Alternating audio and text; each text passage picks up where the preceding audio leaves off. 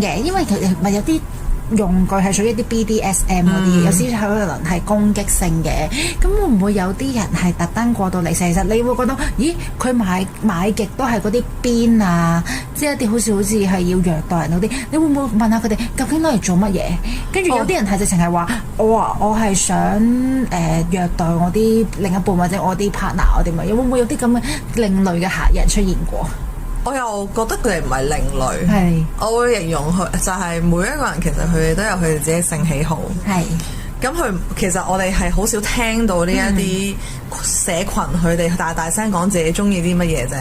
但係其實某程度上，我覺得每一個人心入邊咧都係有一個 BDSM 嘅傾向，係嘅，我認同嘅，只不過係邊一 part，只係個程度啫，同埋你知唔知自己做緊嗰樣嘢係咪可以歸類為 BDSM 啫？係啊。所以就變相就，但係佢哋係冇話講翻俾你聽個原因嗰啲，你會唔會好奇問啊？有時會見到佢。唔係，佢哋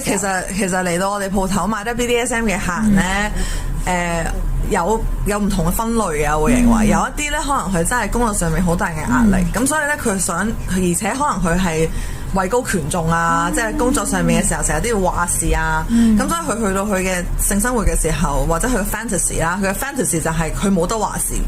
咁喺一個冇得話事嘅關係入邊係會點嘅咧？咁樣，咁而佢可能就而 BDSM 嘅關係，即係可能佢做一個 submissive，做一個奴隸嘅時候，佢就可以將啲話事權俾晒個主人嘅話咧，咁佢就可以實現佢呢個幻想，即係有一啲人。